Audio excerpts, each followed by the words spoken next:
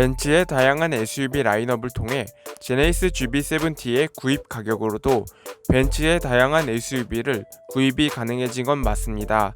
하지만 좀 더 자세히 살펴보면 각종 편의 기능들의 차이와 파워트레인 차이 등 수입차의 아쉬움은 여전합니다. 최근 들어 벤츠 GLB 모델은 옵션 갑질 논란도 심심치 않게 찾아볼 수 있겠습니다. 오늘은 이렇게 제네시스 GV70와 벤츠 GLB를 비교해보는 영상을 준비해봤습니다.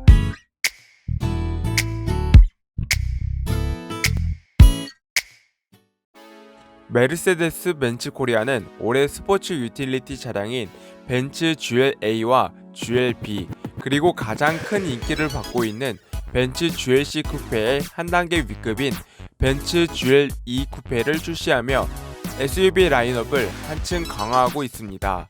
차량의 등급으로 보나 가격으로 봐도 비교 대상이 아닌 벤츠 GLE 쿠페를 제외하고는 사실상 먼저 출시한 벤츠 GLC와 그리고 최근 출시한 벤츠 GLA와 GLB 이 세 차량은 곧 출시 예정인 제네시스 GV70의 경쟁 차량들이 될 것으로 보여집니다.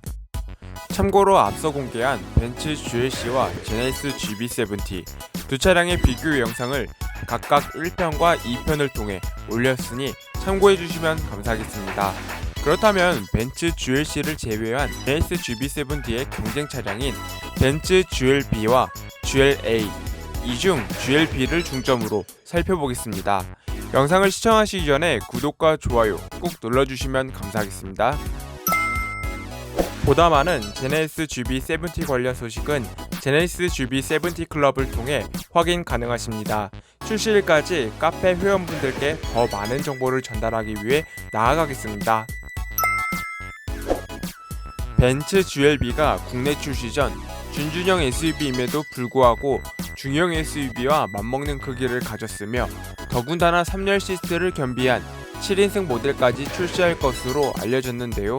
게다가 차량의 판매가는 5천만원대에서 6천만원대로 국내 중형 SUV의 풀옵션 가격에서 조금만 더 돈을 지불한다면 벤츠 SUV를 탈 수 있다는 기대를 받았습니다.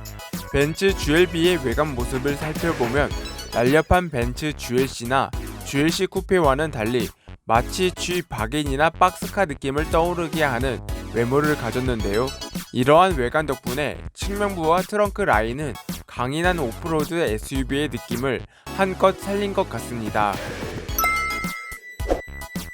이렇게 G 바겐이나 박스카 느낌의 외관 디자인 덕분에 트렁크 적재 공간을 보다 많이 확보할 수 있다는 장점이 있겠습니다. 그래서 벤츠 GLA보다 넓은 적재 공간과 좀 더 긴 휠베이스 길이 그리고 2열 좌석의 등받이 각도 조절이 가능하기 때문에 패밀리카로서의 주목을 받고 있는 차량이 되겠습니다.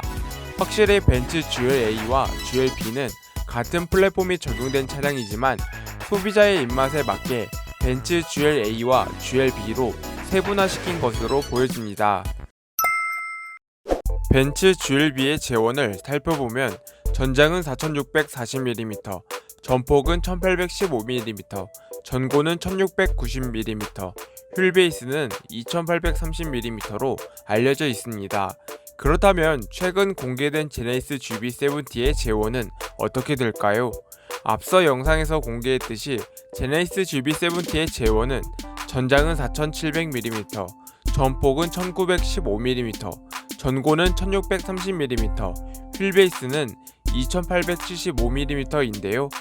차량의 재원은 제네시스 GV70가 앞서 있는 것은 맞으나 두 차량 모두 기존 동급 SUV보다 한층 더 커진 재원임은 틀림이 없겠습니다.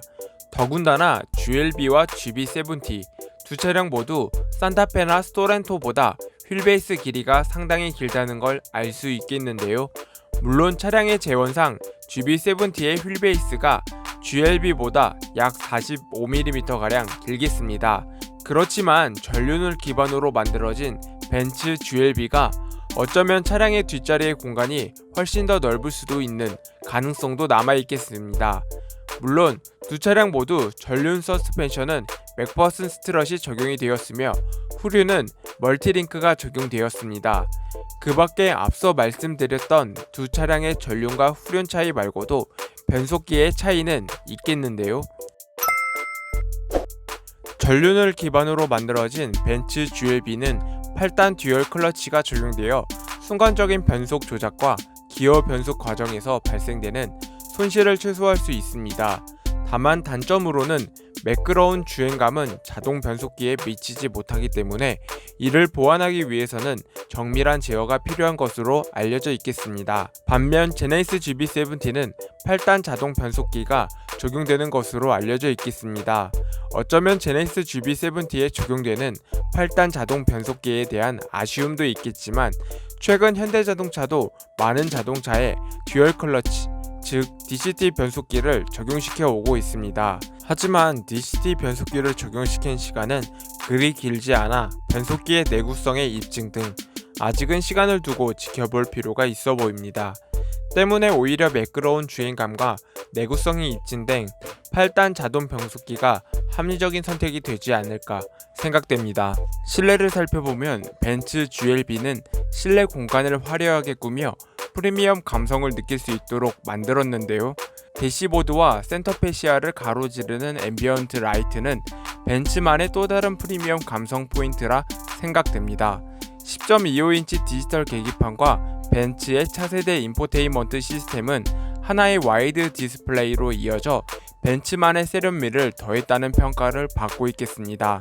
다만 아쉬운 점은 반자율 주행 기능과 차선 유지 보조 기능이 없는 액티브 크루즈 컨트롤의 적용과 그리고 뒷좌석 공조장치의 부재로 인한 패밀리카로서의 우려 등 멋진 실내와 외관 디자인에 비해 그 속은 아쉬운 점이 여러가지 보였습니다.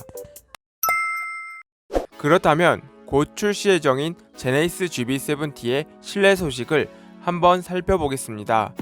제네시스 GV70는 1열 시트 좌우 모두 8웨이 타입의 시트 조절 기능이 적용될 것으로 알려지고 있습니다. 앞서 공개했듯이 실내 센터 콘솔은 층이 나뉘게 되겠는데요. 조수석 쪽은 아래층으로 2개의 컵홀더가 자리를 잡으며 운전석 쪽인 위층은 다이얼식 기어와 크리스탈 터치 패드가 적용되겠습니다. 그 밖에 인상적인 건 짧은 앰비언트를 운전석 기준으로 배치를 했다는 점입니다. 재미있는 건 이번에 출시한 현대차 신차들 대부분이 운전석을 중심으로 만들어졌다는 점이 인상적으로 느껴집니다. 그 외로도 각 도어 트림에는 3가지 타입의 무드 등이 적용이 되는 것으로 알려지고 있습니다. 더불어 핸들 쪽은 마치 벤츠 GLC와도 유사한 직사각형 타입의 무드 등이 적용이 될 수 있기 때문에 제네시스 GV70가 세상에 공개가 된다면 비교할 점이 한 가지 더 늘어난 것 같습니다. 앞서 출시한 신형 투싼의 리클라인 기능을 통해 GV70의 리클라인 기능을 먼저 체험해 볼 수 있지 않을까 생각됩니다. 그 밖에 12.3인치 LCD 계기판과 14.5인치 내비가 적용되며 이제는 보편화된 스마트 크루즈 옵션과 스마트 하이빔 옵션, 후측방 카메라 등 그동안 현대차에서 공개한 거의 모든 최첨단 기능들이 이번 제네시스 GV70에 적용이 될 것으로 보여집니다.